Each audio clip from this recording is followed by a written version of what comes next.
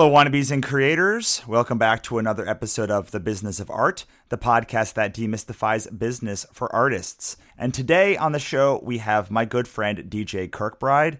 DJ Kirkbride is the writer of Amelia Cole for IDW, The Biggest Bang for Dark Horse, and the upcoming Once and Future Queen for Dark Horse as well.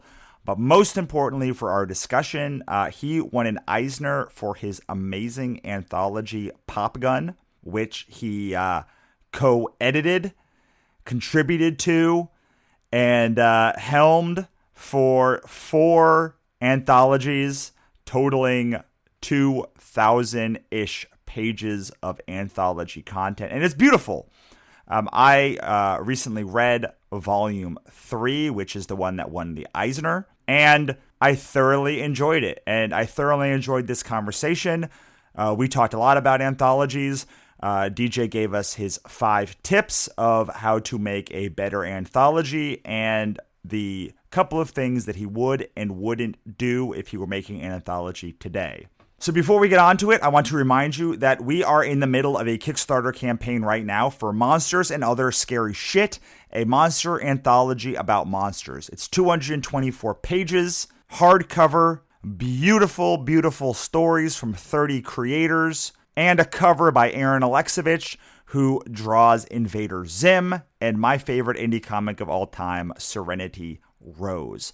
You can check that out at Monster Anthology Comic, or by typing in Monsters and Other Scary Shit into Kickstarter. It is a $40, 224-page anthology from 30 different creative teams and 46 total creators. For that $40, you get the hardcover anthology shipped to your door in America, not overseas. It's more expensive overseas. You also get a digital download of the amazing cover and a PDF of the anthology, and a CBZ file of the anthology as well. That's $40 for the hardcover book shipped to your door in the United States, more expensive internationally, plus a PDF, plus a CBZ, plus a digital print of the cover.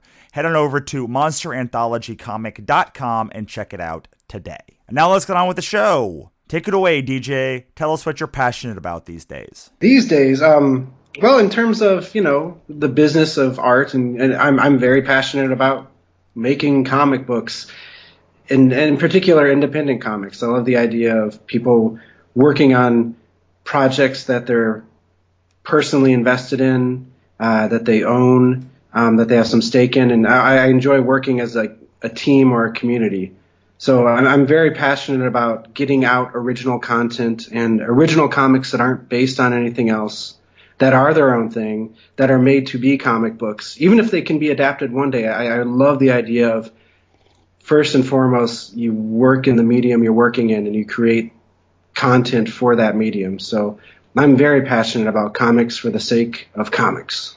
Yeah, I think that's so important. I hear that all the time at shows. I go to many, many shows, and people always ask me, like, is this ever going to be a movie, or have you ever thought about it being a movie? And I think the best comics are the ones where it's like, no, I mean, it's cool if it becomes a movie, but, like, that's the movie people's thing. Like, I'm trying to jam out and make an awesome comic, and, like, they can go and make an awesome movie after that if they want to. Yeah, I mean, I would love, I co-wrote Amelia Cole. I got to put it past tense. It's done with Adam Nave and artist Nick Brokenshire. And I would love for that to be a movie or a TV show. I think it would make a good one. But when we created it, we were just creating a comic. And yeah, of course, we all want everything to be a movie or a TV show because there's more money and we can afford to make more comics. And I love movies and TV shows. But yeah, first and foremost, you've got to work for your medium. Yeah, I mean, I would love to see Amelia Cole as a movie, or especially as a weird premium network television show. Oh, thanks. But it does, like, it work if you start thinking about, like, how is this going to be a movie?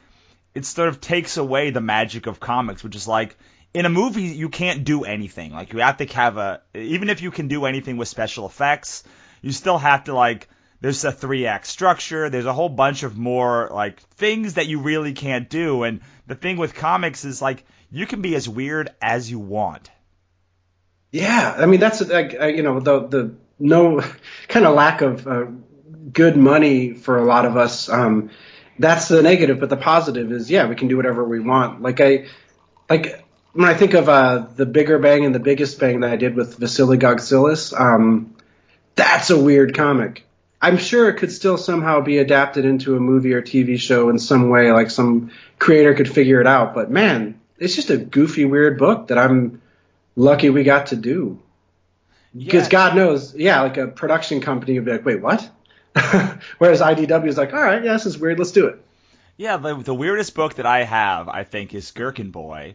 And, it's about a pickle that falls into a black hole and is on an adventure across the universe. There's a fork that can transform into a smaller fork and a tree of woods of gloomy doom, and they're searching for a dollar of destiny, and, like, there are intergalactic eyeballs that, like, are in love with, like, other eyeballs in the galaxy that left them. It's weird. I can go on forever, but it's weird, and, like, so we just went into Cartoon Network and pitched that show, like, last week, or 2 weeks ago, however many long, wow. and it's like, when people will find the nugget and they'll like pull out and extract the thing that is cool for them. That book could never be on Cartoon Network as it stands now because like it's a big production value book. I mean, as far as like making it into a TV show, it's shitty drawings now because I drew it, but like that. But no, yeah, it's not a 4-quadrant idea, but you can find something in there. Yeah, a good production company or a good producer could find something. Right, and the people, like what it takes to make a movie or a television show or something is that someone resonates, like the producer resonates with it deep in their soul, and people don't resonate with things that are like made like as a marketing gimmick to make another thing. Like I've never read I've always like resonated with the things that were like deep in like deep in my soul. Like this guy is trying to speak, or girl is trying to speak his truth or her truth, and like that's what's exciting to me. Whether it's a movie or television show, and the books that we've had optioned or the books that we've pitched have always been like from this place of like this deep weird place in my soul, and I always said this is never going to be a movie. No, I'm just making it for a thing. And then like you find that one producer who goes, dude, this weird thing is an awesome thing, and I want to make this weird thing another thing. But I mean Radical is a great example of a company that like was founded as like a IP house to make movies, and like how did that work out for them? Yeah, I mean, yeah, passion begets passion, I guess. So yeah, I any creative endeavor, as long as the creators are passionate about it, even if I don't love it, I can respect it, and that's what I'm into with comics. And yeah, you got to do what you love, and especially in a medium where it's tough to make money, you've got to love it. Yeah, not only love it, but like you have to love the community as well. And I mean, you've been giving back to that community, and like you've been part of this community for a long, long time, all the way going back to at least Pop Gun, if not well before that Pop Gun. And one of the things I always respected about you is like you were always willing to like give back to that community, which a lot of creators are a little bit nervous about doing. Oh yeah, how do you mean like Well, a lot of like people nervous? don't want to like give. A lot of people don't like giving away their best secrets or like how they did a thing, or like it's not that they're like against giving, like helping somebody, or they're actively rooting against them. It's just like they want to keep their best stuff for themselves. And I've always found that people like yours, the people that I respect, the people that seem to like continuously get ahead, like Jim Zub, are the people that give all of their best secrets away all the time because they just want to make the community as a whole better. Yeah, no, definitely. Yeah, I mean, if we all lift each other up. Like comics, more creators are doing better and more original ideas are getting out there. We all benefit. Definitely. Yeah, and for like you can you, let me retake that without. Can you go back a little bit to your origin story and tell us a little bit about how you got here? Yeah, my secret comics origin. I mean, even as far back as a kid, like I started reading comics because I loved the Christopher Reeve Superman movies and the Super Friends cartoons. So other media did get me into comics. You know, like the adaptations led me to the original source material. I always loved it. I grew up in Ohio, and for some reason, it seemed like, you know, I read like the Marvel bullpen and everything, and I thought you had to live in New York or something and actually be there. And for me, comics seemed as far-fetched as making movies or making TV shows. It seemed like a pipe dream. But as I got older, yeah, I met some people who were doing it or were working in creative endeavors and knew people. And I knew someone who knew someone, and my introduction to the actual comic book publishing was the Pop Gun anthology from Image Comics. Volume 1 was already underway. It was edited by Joe Keating and Mark Smith. And initially they contacted me because I think like I met Mark through my friend Dave Crosland, and I liked Amazing Joy Buzzards. And he'd just send me scripts sometimes, and I'm kind of OCD, and I would edit them, not like for content, but just grammatically and punctuation. And it's like, hey, I don't know if you really want me to do this, but here you go. I couldn't help it. Here you go. And it's a little crazy, and it could have been like, all right, you're annoying. But instead, I guess he talked to Joe and like, hey, we could use someone like this on our anthology. So for the first volume and the second one, I was kind of the grammar guy, and also I helped them organize and everything, and I was their assistant editor. And then I got promoted to co-editor with volume 3, and then did it again in volume 4. And also through that, they invited me to pitch some story ideas, and I got stories in each volume. And so that's how I got into comics. But then my first like actual full-length long-form comic was Amelia Cole, which came out I think 5 or 6 years after the first Pop Gun. So I kind of stuck in anthologies, and Pop Gun in particular, maybe longer than was a good business decision and a good career decision, but I wanted to see it through.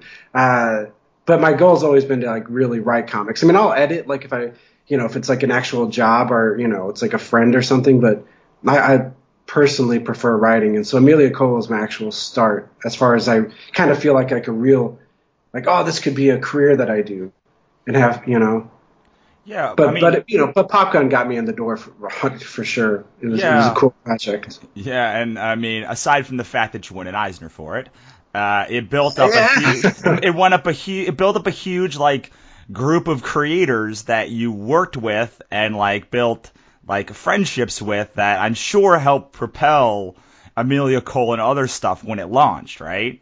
Oh man, I mean that's the best thing about working on those books, or it's the people that I met. And as a writer who I can't draw a comic, like I would never read a comic that I drew. So I just don't, it just doesn't work. So I need artists and I need to collaborate. And with Pop Gun, I was so lucky, man. Like I did a book called Never Ending that I co-wrote with Adam that Robert Love drew for Dark Horse, and I met him through Pop Gun. And then The Bigger and Biggest Bang, those were drawn by Vasily Gogtsilis, who I met through Pop Gun. So that's the main thing. That was the main takeaway. And in a lot of ways, that's the best incentive in a way to do an anthology, to participate, especially as an editor. It's just to meet people. And not just in terms of networking. I mean, there is that, and I'm not very good at that, like networking in a practical sense. I'm not as good as you are at that. Like I get kind of tongue-tied in group settings, but to actually just get to know people and who I enjoy as creators and then get to know and like as people too, that was the best part of doing 4 volumes and almost 2,000 pages of comics on Pop Gun was meeting people. Yeah, I know Mark too, and when he told me how many pages it was total, I was like, I'm gonna stop complaining about like a 200-page anthology because like I can't even imagine doing 10 times more than that. Well, it's stupid. We're stupid, but they look nice, and there's a lot of good comics. In a practical sense, I'm joking, but in the practical sense, it was insane. But that's one of if I could go back in time, or if I ever do another anthology, they're not going to be 500 pages apiece. Yeah, but I still respect it. Like, it was so cool to do. Well, I mean, I was in the library a couple weeks ago and I found like a copy of Volume 3, And I was Nice. like, how many of these pages? That's the one that won the Eisner, right? Volume 3? Yeah, volumes 1 and 4 won Harvey's, and volume 3 won an Eisner. Yeah. All right, so I was like, okay, how many? I read a lot of anthologies, and it's like, I don't know, 20, 30% I like, another like 40% I enjoy, and then like in 20% I'm just like, these should probably have not been in there.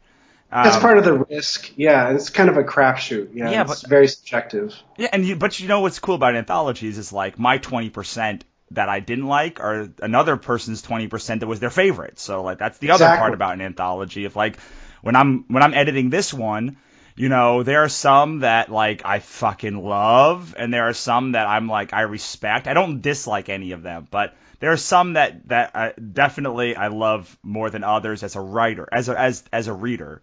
But then Oh yeah, of course. you know, I've sent over 200 copies out to like creators and other people who've done the Kickstarter before, et cetera, other people.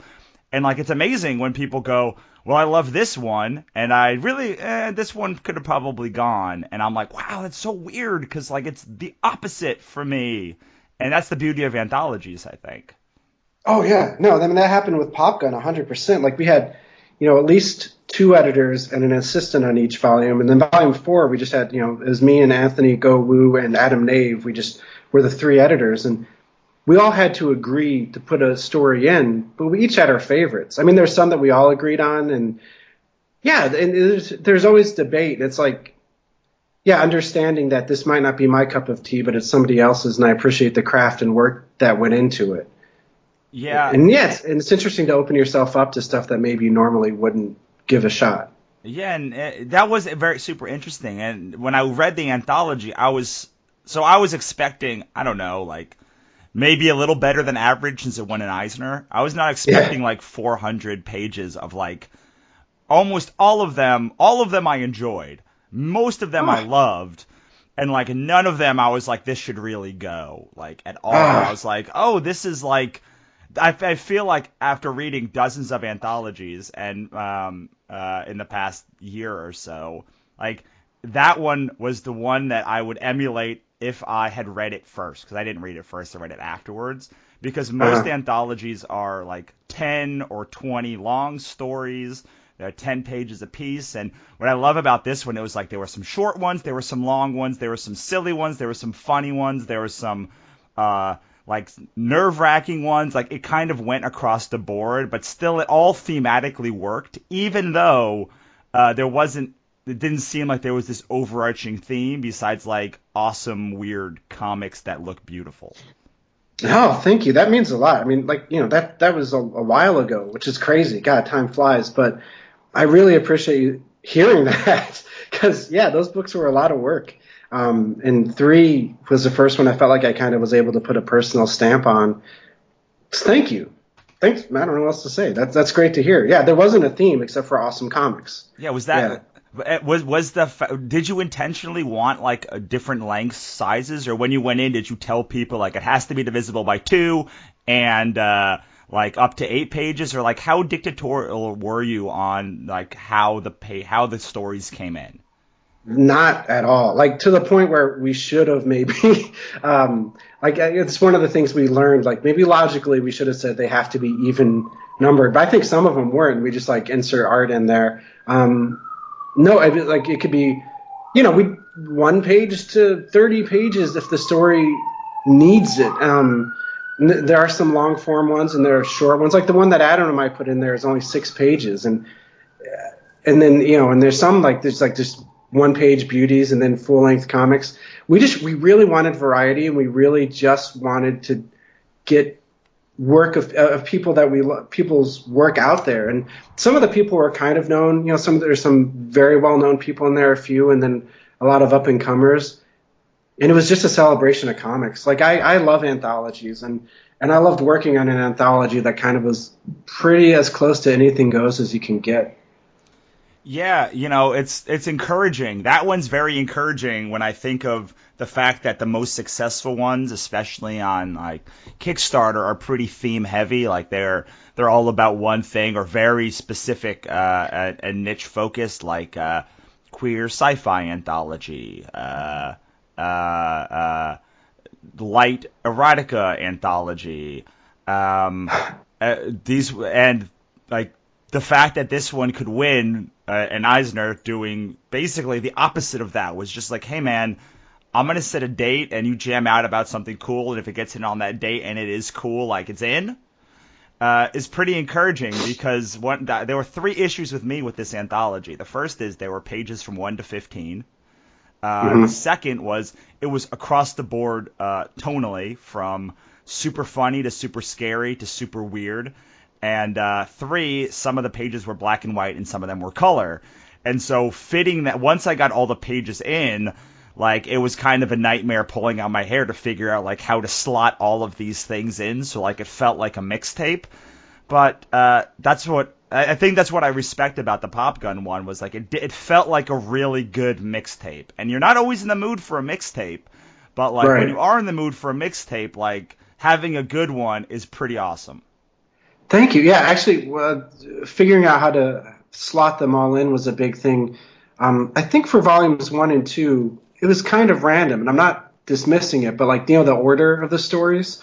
And for 3, and then especially 4, we really, again, like there's no theme, but we really did try to like think about how one story could lead into the next. Like, maybe start serious and then get goofier and then get serious again, or just like have a feeling or tone that flowed through the books. And I don't know if it translates to every reader, but that was a big part of it. And you're right, it is really just like a mixtape. Like you want, in some way, like this Bon Jovi song has to lead into the Cure song. I don't know how or why, but I'm listening to it. I don't want to be confused as to why they're back to back, Right. That's a ridiculous example, but that's part of the work. And whether there's a theme to the anthology or not, that's a curious thing. Whether you're just going with your gut or really thinking about it intellectually, it's a kind of cool jigsaw puzzle to figure out. Yeah, so I actually put all the pages down and everything, and like with the tone of it, and whether it's black and white, and I wanted to make sure like there was never more than like 22 pages of serious before there was a funny one. There was never more than 20 pages of black and white before there was a color splash. I never wanted like multiple tones before like it kind of switched tones, so that like you could have that sort of aperitif, palate cleanser before you got into another long one. Oh, and not too many long ones before there was like a short one. Right. Yeah, definitely. You want to keep it. You want the reader to be able to be surprised, but you don't want it to be too jarring.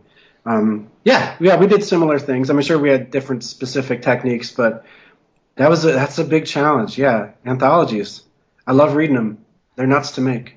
Yeah, they're nuts to make, but it is like when you do it. What I loved was when I did it. I don't know if this was apparent in your, like, especially once you got older, but as far as like the 3rd and 4th one, but like at the end of it, I have only the ability to publish 2 to 4 books a year at my current state, and so projecting that out, 30 years, that's somewhere between 60 and 120 books, of which I'm still going to be writing 1 to 2 a year, which means at best case, even if I never write another book and publish another book, the most people that I can work with in my career through my publishing company is 120. And there are lists of hundreds of people, thousands of people that I want to work with, between knowing them and wanting to work with them, or like aspirationally wanting to work with them in the future. And like what I loved about this anthology from a creator perspective was like it was a way to find a bunch of people who loved monsters and like jam out about like this cool thing that we all liked, and like have a way that we could all maybe make some money at the end of it too, if it worked out. Yeah, no, that's great. The great thing is, to be able to work with people that, for whatever reason, there's a good chance you might never work with them as a writer. Like working with writer artists in Pop Gun, there's some people that don't need me around as a writer, but it's cool to be able to kind of be a small part of their process in the anthology. I mean, the money thing's interesting. Like I didn't make any money off of Pop Gun except selling them at conventions. I think part of that was making such a huge book. And working with an actual, working with Image, they had to make their money back. And then we have like over 200 people working per book. It was interesting. It was kind of cool to see what people would essentially we all kind of donated our work just to get it out there. Like seeing creators maybe working on something that they're not known for. Like Jeffrey Brown did like kind of a Dungeons and Dragons style fantasy thing when he's more known for his slice of life stuff. That was huge to me. That was so fun to me. And I remember him saying, as far as, because we wanted it to be in full color, and we're asking, like, what kind of colorist would you like? He said, oh, maybe someone like Bill Crabtree. And then to be able to contact Bill Crabtree and actually get him to color Jeffrey Brown's work. So in a way, it's for me, like, I'm never, as a writer, going to write something that Jeffrey Brown's going to draw, because he doesn't need me. He writes his own stuff. And for him, it was like, at the time, he wasn't known for doing,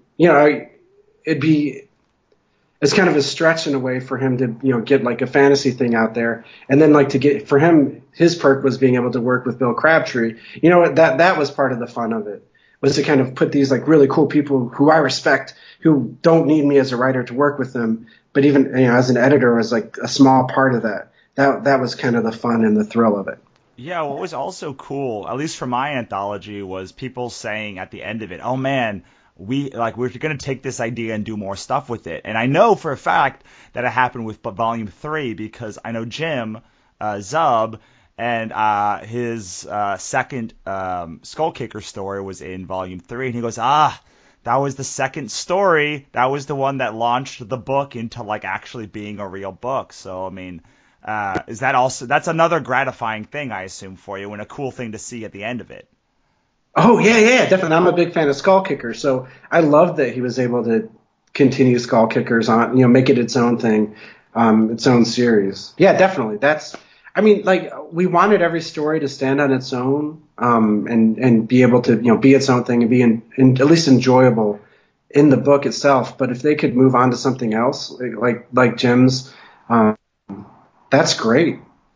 And yeah, and even though I didn't create it, but just to know that I had some small part in getting it, the original story published, that's very nice. That's very gratifying. And the fact that I, enjoy Skull Kickers as its own book, it's like, oh yeah, I remember when it was this other, was in our little anthology. That's very cool. Yeah. Yeah, and it's definitely nice that like for me, a lot of people are like, well, thanks for putting this thing together, because like some of them either have never been published before, or it's been a very long time since they've been, like, I have friends that, are doing long form books, and as you know, doing a long form book, sometimes the release schedule is very long and tedious before you have something that's really like done.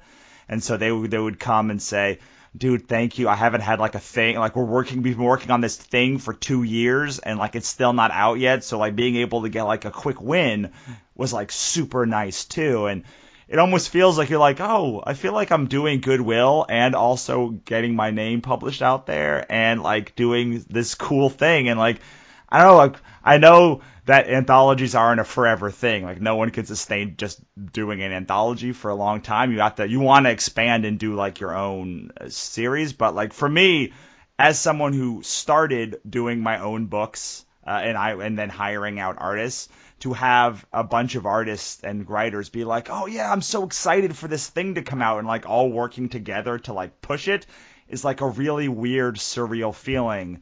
Because I guess I'm coming it from the opposite side. Did you get any of the reverse of that when you went from anthologies to doing your own long form books?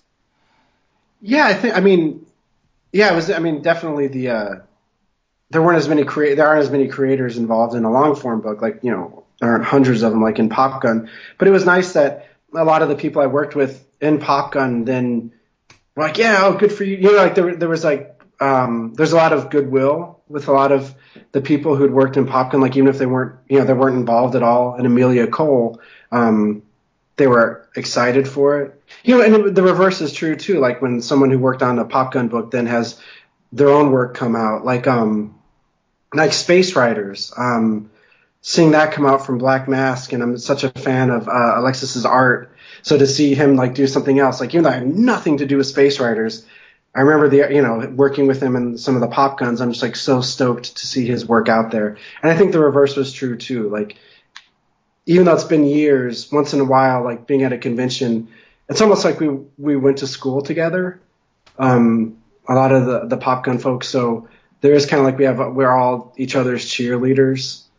in a way. So with some of the people, there's like some goodwill there. It's fun to see, or to see like Joe Keating's Shutter with that he never wrote a story for Pop Gun. But to see like what he's writing now, like I'm a fan of it, and it's cool to see. And I'm like, right on. Like we're in the trenches together with Pop Gun, and now look at you, kiddo. I like it. Yeah, it's like having your own like squadron when you go off to war and you come back, and like whenever you see it, you've got that like thing that you all did together, and like it's a little bit of magic in like creating a thing, and creating it with so many people is just like even more magic all coming in together. Yeah. Oh, definitely. Yeah. It's fun. Yeah. I mean, sometimes I tend to get bogged down with details, and sometimes I get a little depressed or like feel frazzled and overworked, and it takes me a while to see the positive.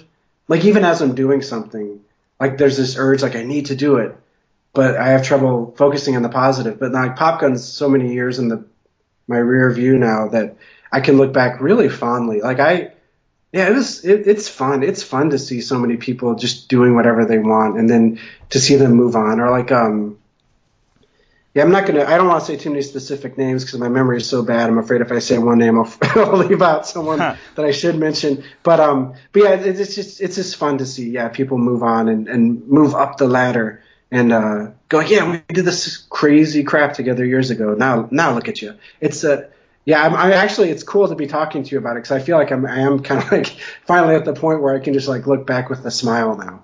Like I forget like all the tears, and I'm like, oh yeah, that was fun. Yay, cool. Nostalgia and brain chemistry works well. All right. The rose-colored glasses. I'm like, oh yeah, that was awesome. What a good time. All right, so are you ready for your top 5 things?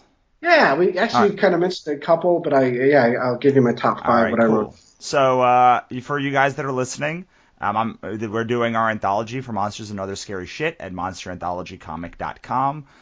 So I'm asking all the people that come on to the show during the campaign who have all run anthologies to do a sort of top 5 list of either pitfalls that they've learned, things they would do differently now, or something to help you guys as you plan your anthology, because I truly believe now that I've done it that like everybody at some point in their career, whether at the beginning, middle, towards the end, at some point should do an anthology, edit an anthology, and certainly be involved in like doing stories for anthologies, because they're great ways in this lonely life that of a writer to sort of build a sense of community and to get these little wins. Doing a 4-page story that's part of a 100-page book. It's a published credit that you get. It'll always be there, and you can finish a 4-page story way quicker than a 100-page story. So I appreciate you, DJ, for putting your top 5 together. And let's get started. What is you're going to go 1 to 5 or 5 to 1?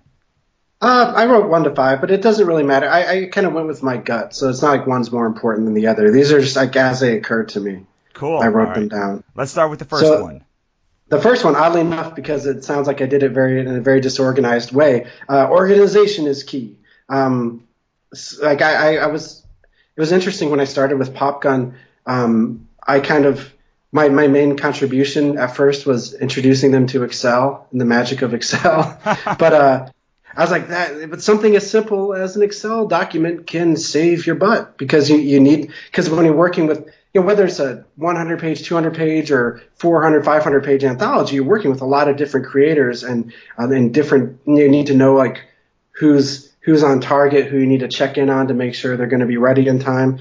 And in an Excel spreadsheet, just having that all out there right in front of your face can really save the day. So I'd say, even though it's a creative endeavor, all these are creative endeavors, and with any, especially an anthology, but any book you're working on, being a little organized is really key. So that was the first thing that really occurred to me, is that organization is key. For sure, and that is luckily things have advanced even more since your days at Pop Gun, and there are things like Trello and Slack and Facebook groups and even online Google Docs that you can use to do to make sure that everything is consistent. Because take it from me, pages never come in consistently across creators. Did you have the same experience on Pop Gun? Oh yeah, I mean, like, and some were like sometimes we'd get a story like someone we never heard of, but they like Pop Gun, and we were pretty open about like, hey, what do you got? And stories would be basically done, except then it'd be like we'd almost get like sometimes we get like flat pages, and we have to go back and help them edit some of the text and everything. But so we'd go from like just a pitch idea that needed to be created or a completed story that we needed to kind of like work with them a little bit and adjust to get it ready for the book. But yeah, everybody's different. Absolutely. And like as a writer, I'm totally different depending on what artist I'm working with, And so I know, yeah, everybody's creative process is different. As long as it gets done and able to get, it's ready for the book when we need it, that's cool. You know what I mean? But as an editor, you need to kind of track that and make sure you're getting everything you need for the book. So yeah, but yeah, everybody's process is different. And really, in the end, as long as it gets done, I can't say whose is better, Yeah, as long as it's consistent and organized. There's 1,000 different systems out there. And you can see that because there's 1,000 organizational planners. So they all a little bit different, but they all get to the same result, which is like get your ish together and get organized. Yes. And my second one I wrote was that bigger isn't necessarily better. And this is something that I personally learned because Pop Gun, they're all big books and they all have the same cover price. Image never upped the cover price, even though they got bigger as we went along. And part of that for me was my thinking was that, no matter how big the book was, there were always stories that like someone here and there, me or one of the other editors thought like, oh, this could have been in, we ran out of space. And so I kept thinking, if the book gets bigger, but we don't raise the cover price, readers are going to be into that and it's going to help sales. And it absolutely did not. And I mean, there's a part of me that loves that Pop Gun 4 is the biggest of all of them. Like we took it to the limit. And Image was very nice to allow us to do that. But if I could go back, I don't know. I mean, I'm not saying I know what I would have cut either, but just from a fiscal financial responsibility standpoint, I didn't realize that, making a thicker book didn't necessarily make it more enticing to readers. I thought it would at the time, and I thought about me personally it would have, but I learned a lesson from that, like a real lesson, that like Pop Gun 4 was a very costly book. I think it's a good book and I like it, and 3 was bigger than 2 and 1, but if I could go back in time, I think like a 200-page anthology and you keep it at a decent price point is just more responsible. Yeah, I will be honest with you. When I picked up volume 3, I was like, fuck, that's a lot of work. That's a lot of reading for a book. Like I usually like 100 to 200 pages. So like the idea of 450 some odd pages for a book is a lot to consume for me. And I'm picking up at a library for free, so I can definitely see that. But more importantly, on the publishing side, every page costs more money to produce. It costs more money to ship. Thus, it is less profitable unless you raise the price of the book to compensate for that. And when you have a 500-page anthology, that's like, in order to make that cost effective, that's like $50 unless you, and then that cuts out the people that are going to buy the book.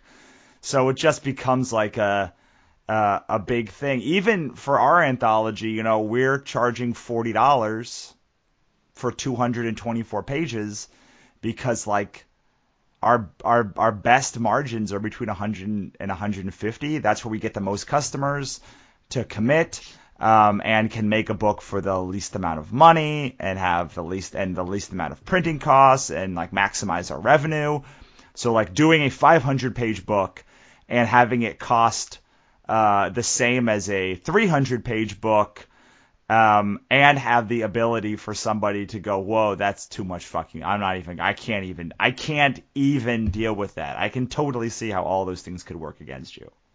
Yeah, it was a learning experience. And like, it's something, I mean, let's see, Pop Gun 4 came out in 2011. So that's 6 years ago, right? Yeah. And, I was, I'm not a kid. Like I was in my 30s, like I was an adult. I wasn't like a wide-eyed kid, but it was interesting. Yeah, I learned a lesson. I don't even know if I've expressed that publicly enough. So actually, it's kind of cool, to be able to say it. Like, yeah, the lesson was learned that like Image was so hands off, and the book looks beautiful, and I'm proud of it. But man, yeah, if we'd been 100 pages shorter, it still would have been worth the price point, but shipping wouldn't have cost as much, and maybe, we weren't being financially responsible. We weren't looking at the bottom line. We were thinking purely creatively, and that's something like getting to know you, Russell, is like, I've not been great at the business of art. Like I like the books that I've made, but sometimes I've forgotten to think about just being practical.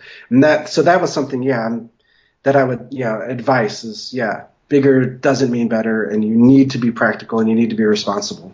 Well, also, if you're going to try and sell the book at a convention, the number you put on the back of the book is the max number that someone's going to pay for it. Like if you put $29.99 for a book, no one's going to pay no one's going to pay more than $29.99, and if it costs you $10 to make that book, like it really doesn't become very fiscally responsible to like print a bunch and like go to a bunch of cons and try to sell it, because like your profit margin is not that great on that book once you ship it. So like these are all things that we were very conscious of. Like we wanted a book with the anthology that like not only was awesome, not only was it worth the $40 that it's paying, but we could print it in such a way that like a person could buy it for less than a creator could buy it for less than 10, charge 40 for it, and like they could make money at a convention if they sold that book, because like right. It was like it became a stream of income for them instead of just like a thing that they did. And I appreciate you saying that, because I think that most creatives don't look at the business side of it at all. They just want to do the cool thing, and it is incredibly important to do the cool thing. But putting just a little bit of constraint on it, just a little bit of constraint, definitely helps, in the overall profitability of the book, which means that you can, do it as a full-time job, or you can not maybe get, cut back on your hours, or even if you have a full-time job, it can actually be a stream of income for you instead of like something you're barely breaking even for.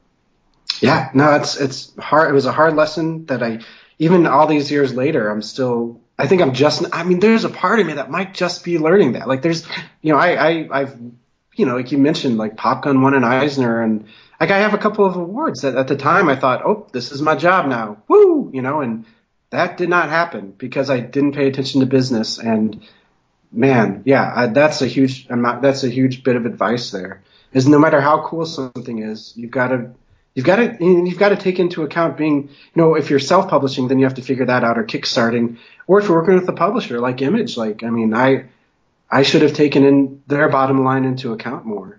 Yeah. That would have helped everybody out. So that's a big one. And that's a very serious one. Like that's like something, oh man, I wish I could have, if I could go back in time, I would have been more practical. Even though like as a creator, like I'm like, oh, this book is beautiful and it's huge, but some people didn't even want to carry it around. I mean, that was the thing. Like at conventions sometimes it's a hard sell because it was heavy, which is, I'm like, come on, but I get it, This one isn't as big. Well, actually, this one might be a business consideration too. My third thing that I wrote down, actually, even though we talked about kind of the opposite of it earlier, is that themes are good. Like I love that Pop Gun's theme was kind of like it's a mixtape and anything goes, and we have like weird horror thing and a comedy thing and a slice of life and a superhero thing. But if we could have worked in like some even like incredibly loose theme, I think it might have helped. Like I think like if like volume 1 was like a sci-fi volume in some way, like, and then volume 2 was, I don't know, like I don't even know what but if we could have just like in some way loosely attributed some sort of theme to each story, that might have helped. Again, that's a business standpoint. Like you're working on like the monster anthology. Like I think that's valid. Like I think it's, even if like, you could even like have like a slice of life love story in there, but the monster was jealousy. You know what I mean?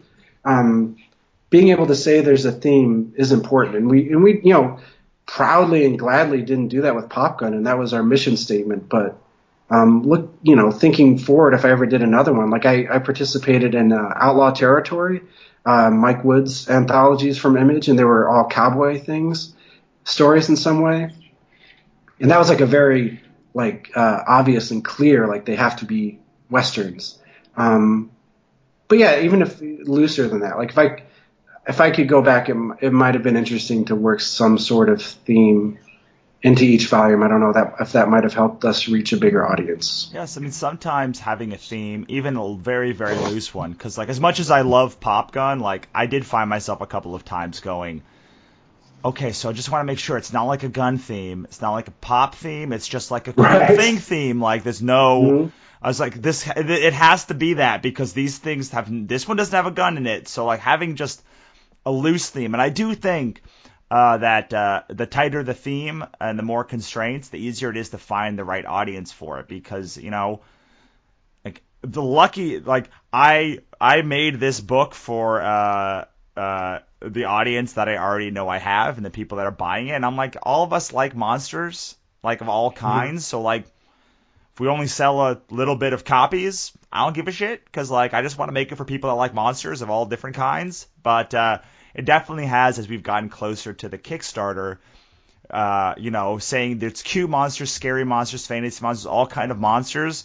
You definitely get the people that say, yeah, but like I really just like funny stories. And my friend has this story, this one called the Manthology that they're doing, and it's very tight. It's like tropes that are usually attributed to females as men, like Oh attributed to yeah, I men. heard about that. Yeah, Yeah, and and they're all like thematically supposed to be funny. So it's like it's all like funny gender bending things, and it's like, oh, well, like totally, like I know exactly the kind of person. Like if I'm the kind of person who likes funny yet gender bending kind of things, like I'm gonna buy that anthology for sure. For sure, like why would I not buy that anthology? It looks beautiful. I read one story and it's funny. They're all kind of in the same theme. Whereas like I see when people pick up my 225 page anthology, they end up looking through it a lot more because they're like, oh, I like this one. I don't know about this one. This one's pretty cool. Is it worth the $40 for it? And they're like kind of more. It's a lot harder thing to like. I have to sell it on the fact that hey, do you love monsters of all types instead of like, hey, do you like this kind of book? Because if you like any of these stories in this book, you will like all of them because they're all kind of at least thematically the same. yeah. I mean, and again, it's something that I personally look at it as a positive. Just like to me, like getting more bang for my buck. To me personally, as a reader, is a positive. And to not have a theme, I kind of find that exciting. But from a business standpoint, to like looking back and hindsight 2020 for readers, yeah, a theme I think is a good thing, no matter even if it's super loose. And my fourth thing that I learned is that a great cover is absolutely worth it. Like for Pop Gun, I mean, one of the coolest things for me, I had nothing to do with it, but working on volume one, we didn't have a cover at first. When I first started, and then when Joe and Mark said that they got Mike Allred to do the cover, he's one of my all-time. He's one of my favorite comic creators of all time. I was like, holy crap, what? Mike Allred's doing the cover. All of a sudden, like it felt more legitimate, and not even necessarily a name, but if you have a quality cover. And then for volume two, we had Paul Pope, volume three, Terry McPherson, and volume four, Ben Templesmith. Man, even though there's like 400 to 500 pages of comic within, behind that cover, to have a really eye-catching cover is 100% worth it. And I would say, whether it's a name or just something really cool that in some way can encapsulate a feel that you want for the anthology, or for any comic book, it's like never underestimate the covers. I know it seems like kind of obvious, but I think it's huge. Like you need to have an eye-catching cover. Yeah, no, I mean, it's absolutely true for any comic. I mean, we recently released some hardcovers of our softcover editions of Ichabod and Katrina, and we paid specific attention. Even though the other covers were good, like retailer level good, we made a specific intention to make somebody stop at our table at the cover and be like, what is that? Or laugh at like the Katrina Hates Dead Shit violent cover and like make it feel like, oh, I totally want that thing. What is that thing? And with our monster anthology, like we got Aaron Alexovich, who does Invader Zim, to do the cover. And Nice. I gave him a Murakawa, I think, is the name of the artist. There's a bunch of like weird. It's like a super bright, weird, like big picture full of like like hyper saturated, like just a bunch of faces of different size, shapes, like laughing and doing weird stuff. And I was like, so I want this, but I want it dark and all sorts of monsters, just every kind of different monster, just like, and Aaron, he loves monsters, so it's like, just do all the Yeah. monsters, like as many, like all these faces, just make them all monsters. And like then he came back with this awesome like bluish cover with like these like all the things are like yellow eyes, which we're gonna like do UV spot on. It's gonna be great, but Oh, nice. people go, what is that thing? Like people stop going, Yeah. what is this? What is this thing? And I'm like, they don't even have to look at open the book. And I'm like, oh, that's our monster anthology. And like I would make like I know that if I had that book on my table, like I would make sales without them even opening the thing because they would buy it for the $40 cover. It's Yeah, basically everything for the like cover.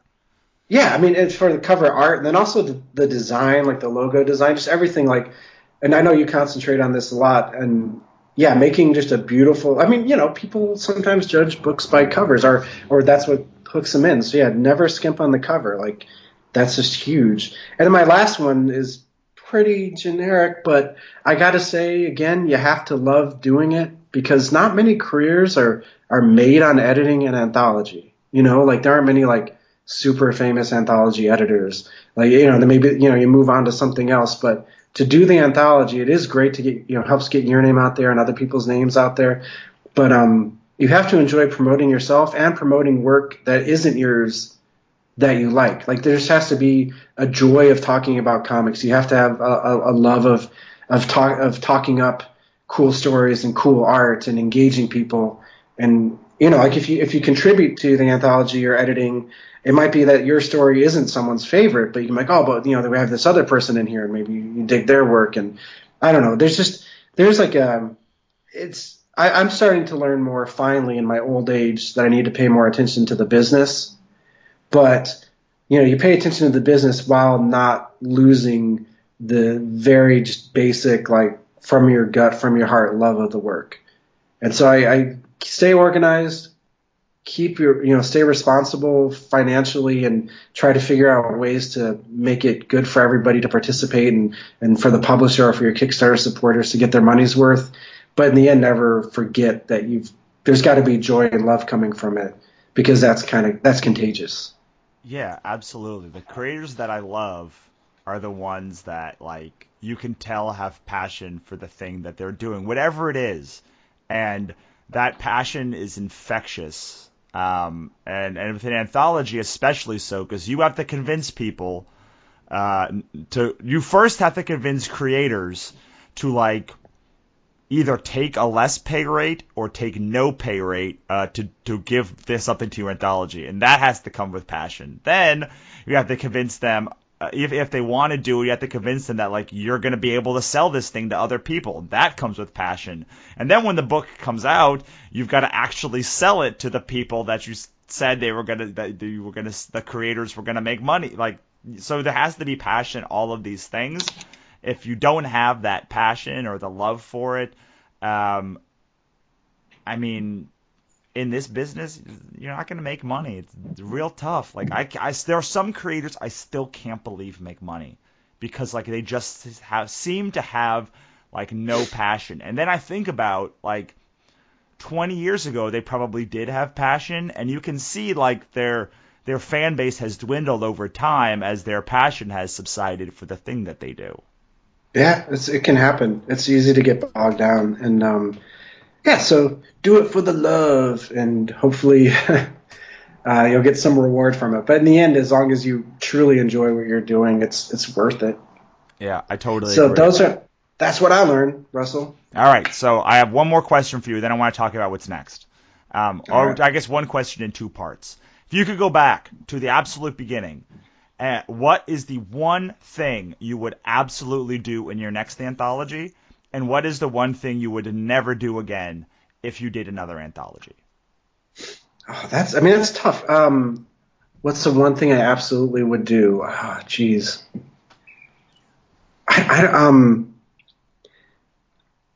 That's interesting. The one, like what I did that I would definitely do again. Sure. Is that what you mean? Sure.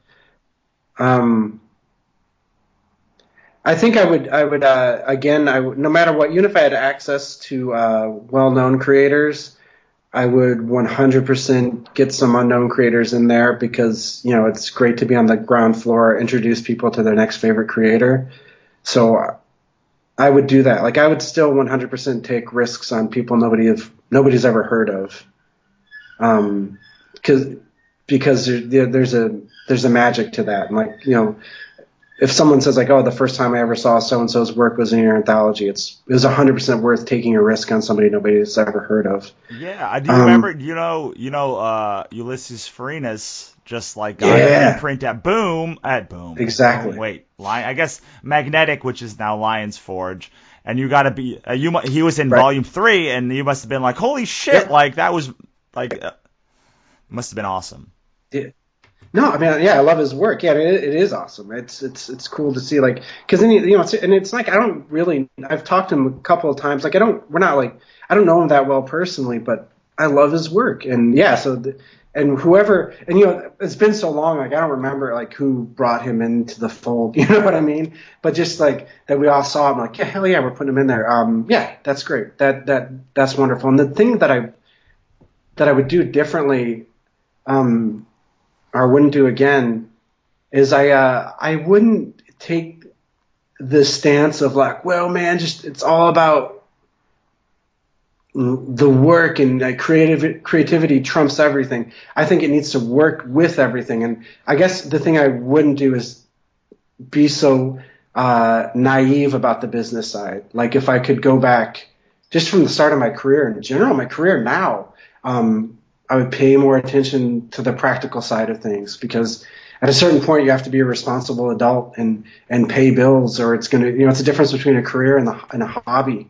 And if I could go back, I think I would have, I know I would have been, I'd be more responsible in terms of finances and business and how many pages and, the cover price, like, weighing all the options and trying to be a little more practical for the creators and the publisher. I'm literally smiling ear to ear now, because if there's any person that I know who I never thought would say that statement, it's you. Because like we've talked for years now, and it's always been, I want to be the creative guy. I have this thing, and so like to hear you say that is like very. It makes me very happy, because I do think that if you add the business part into the awesome creating part that you have now, like it just is gasoline for the fire. Yeah, and you want to be able to do more, and at a certain point, it's just, you got to pay the bills and you've got to be responsible, and that's something it's taken me too long to learn, but yeah. Yeah, you got that. That's it. That's a huge, DJ 2017 compared to like in 2000, I think 6 or 7 when I first worked on Pop Gun. That's one of the biggest differences. Yeah, I'll say that I talked to a lot of. I'm releasing my first nonfiction book later this year, and I talked to a lot of people, and they go like, I don't care about the sales. I don't even care about the sales. And I say, okay, cool. Do you want a bigger audience? Do you want like more people to read your work and like jam out to that and like have more like people like interested in the thing you do? And they're like, yeah, of course, everyone is. Like, cool. So the great thing is, like, if you build your audience and like do the things I'm talking about, or build your business, the sales are an ancillary benefit to the rest of the finding more cool people who resonate with your thing. And like if you do that, sales just work themselves out. They all work themselves out. If you do all this stuff that I'm talking about, that all the business stuff, like you just end up with like money. It's the ancillary benefit to finding more cool people who resonate with the shit that you do. Yeah, and I mean, I guess there's like it's a naive thing of like, oh, I think about business is going to corrupt the art, but business isn't a dirty word. And yeah, when you think about it, like, do you want to reach more people? Of course you do. That's why you make art. You want to reach people. So yeah, it goes hand in hand, and it takes some of us a while to figure that out, or to admit that, or to find a way to express that and still feel idealistic about the art. Right. Yes, I totally agree with all of those things. All right, so what's next for DJ? What's next actually is a project that I'm super excited about. As I mentioned at the beginning, Amelia Cole was my first ongoing series. We ended it with issue 30. All 30 issues are on Comixology. We have 5 print volumes out that completes the whole series from IDW. They're also working on an omnibus, which hopefully will be out next year, so you can get the whole story in one big book. Is it going to be hardcover? No, it's going to be soft cover, and it's going to be a little small. Actually, what's funny is there's a part of me that wants a giant, huge book in a slipcase, and maybe one day we'll do that. But for this one, it's about affordability and practicality and trying to get more people to read it. It is IDW's choice. Like, they decided to make a small one, and maybe someday, if sales warrant, we'll make like a bigger, huge one. But for right now, this is like a very bare bones, like, this is the story. And it's actually going to be a slightly smaller format anthology that we're hoping might get some more casual readers. But I haven't given up. One day I want a big hardcover. But now that we've wrapped that, creatively, it's very sad to say goodbye. But my co-writer on the book, Adam P. Nave, and our artist and co-creator, Nick Brokenshire, the 3 of us are doing a new book together with a letter named Frank Svetkovic. We're doing a new miniseries from Dark Horse that comes out March 1st. The first issue comes out. It's called The Once and Future Queen. And it's kind of a alternate, kind of modern King Arthur legend retelling, but instead of Arthur, the actual queen, not the king, but the queen who wields Excalibur, is a 19-year-old chess prodigy named Ronnie Arturis, who lives in Portland, Oregon. And it's kind of like a lot of like the myths, like some of it was right, but the timing was off, and some of it was. It's kind of like a fun retelling, and we have a lot of the key elements, but in modern times, and it's great because I was really sad about ending Amelia, and so it's cool that I'm still being able to work with most of the same team, and also we're taking what we've learned from 30 issues of Amelia. So instead of like with Amelia, for issue 1 was the first time we made a comic, all of us together. Now issue 1 of this is actually our 31st comic together. So. We're kind of starting from a better point. We've learned a lot as storytellers. I'm really excited. I'm excited to be working with Dark Horse again. I did a book called Never Ending with them, but that was a 3-issue miniseries. And this one, we're hoping to do more, but if we don't, the 5 issues will be a complete story. And they seem really behind it. Like, this is kind of one of the first times where I feel like the publisher's really excited, and they're pushing it some, and we're getting more promotion than usual, so I'm really excited to see where it goes. I want that book so bad. I want it to be. Can it be out now? I want it to be out now. Can I have it? I wish. Yeah, but I know what issue 1 looks like. It's done. It's going to be beautiful. Nick's his art's just next level, and hopefully, I feel like Adam and I have learned a lot about storytelling. Even if you talk, we were talking about the business side of things. One of the things we thought of is can we get more of a hook, or a different hook? This is a completely original story, but we all, to varying degrees, like Arthurian legend. And that was kind of our hook. Like, when, this is our own version of it, but when you think of something like, it's an original story, but we have this now. We have this, very tangible hook. And that was something that we thought of, because we wanted to grow our audience. And our hope, too, is with this is, if people discover this book and enjoy it, that they'll go back and discover Amelia Cole. And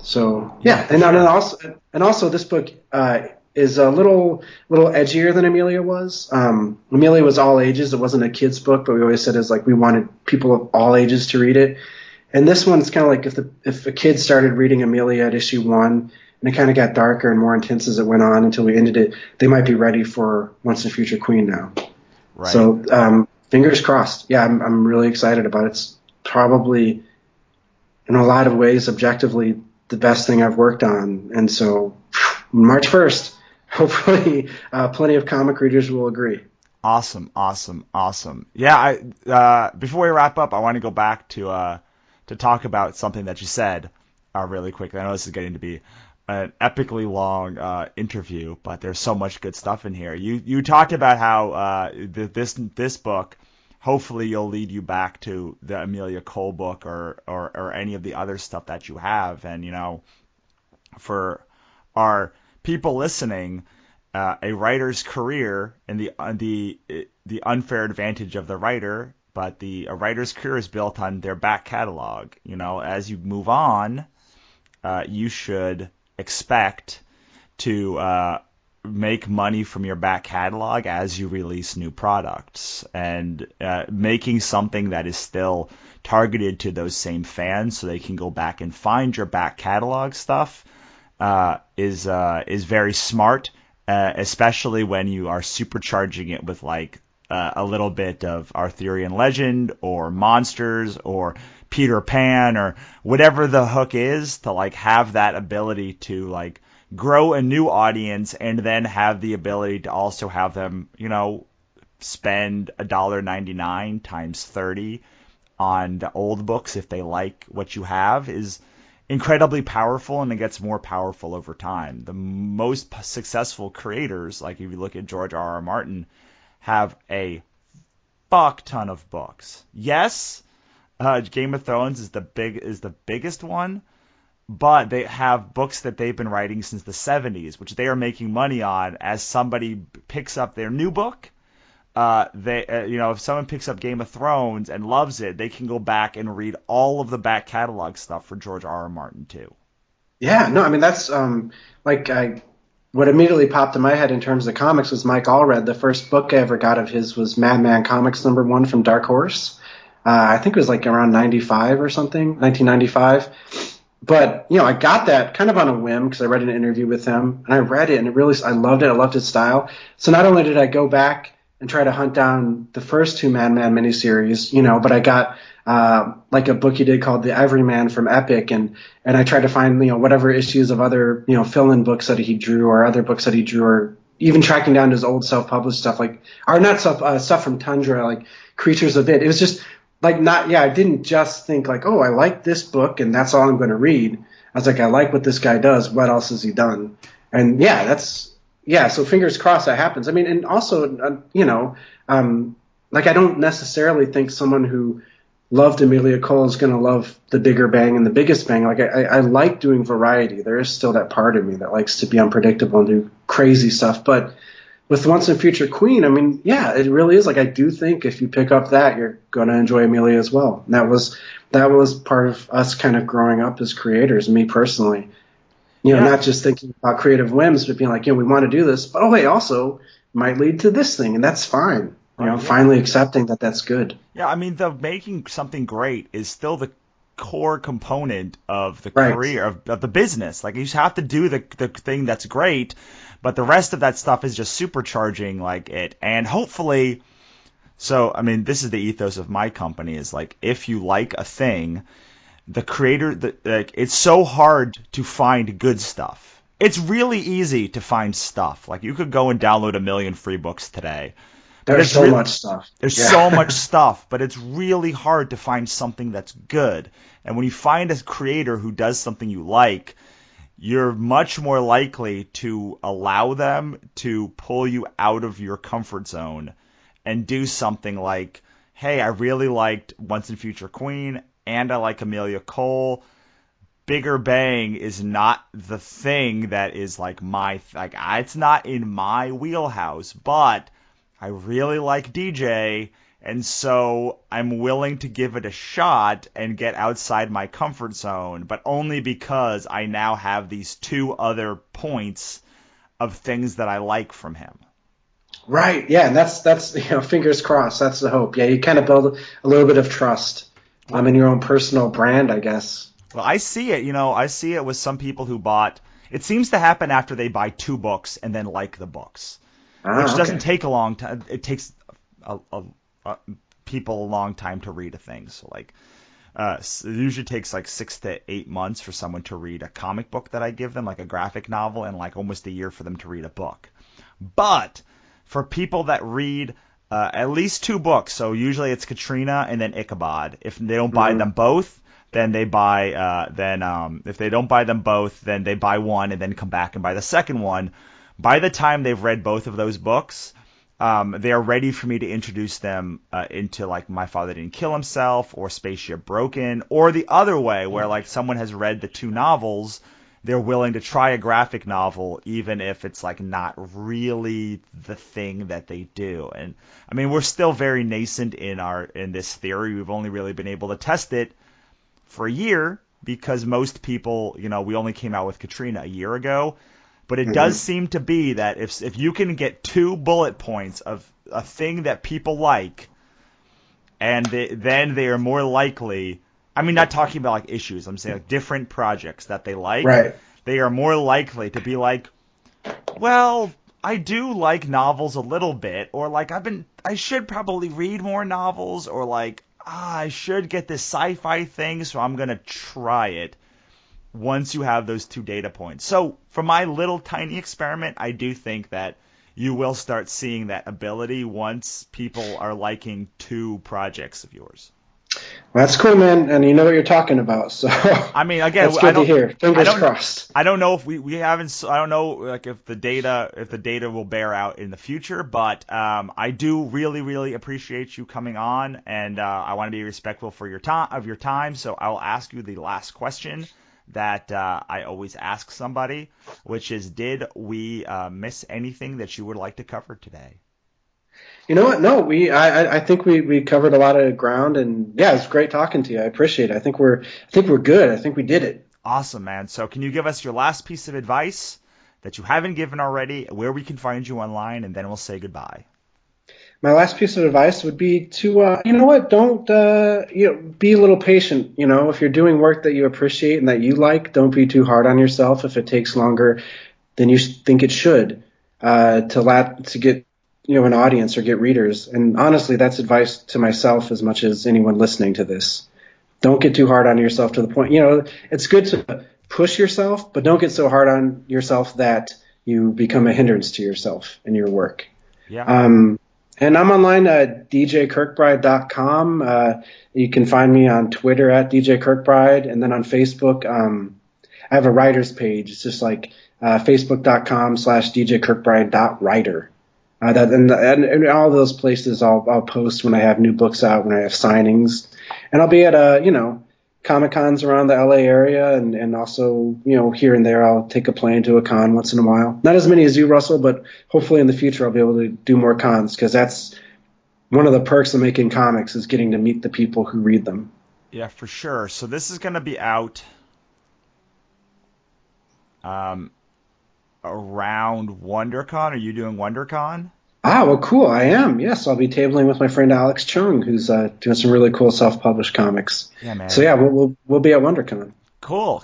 How about is there anything else after that in the near future after WonderCon that they can look forward to seeing you at? I'm trying to think. When is WonderCon? I know Emerald City is right around WonderCon, but I can't remember if it's a little bit before or after. So March. Ooh, you doing Emerald City too? Yeah. Yay, me too. I'll be at Emerald City's the beginning of March. Okay. Then the end of March is WonderCon. Yeah, I'll be doing both of those. Cool. And then Silicon Valley and C2E2 are like the end of April. And then Phoenix I've never done May. I've never done any of those, but maybe one of these days. Yeah, I'd like to be able to concentrate more on getting out there and traveling a little. Cool, man. So yeah, definitely if you are going to WonderCon, head over to DJ's booth and my booth also. Are you going to be in small press? I don't know. I just Artist Alley somewhere. I'm not sure exactly where. So I just have a table, not a booth, but I'll be there. I have a banner that says my name on it. Cool. I'm pretty tall. I'm hard to miss. Yeah. You have one of my favorite banners, which is it says what is it? Writer, editor, kind of tall. Yep. Yeah. I ripped off of my friend Adam. His is writer, editor, tired person. So we have matching logos and like the 3 credits or whatever. Awesome. Thanks, man. Awesome, man. Well, thank you so much for coming on. Hey, thanks for having me. So that was DJ Kirkbride, and I really dug that interview, obviously, because it went on for so long. DJ was a font of knowledge, not just about what to do, but also what not to do.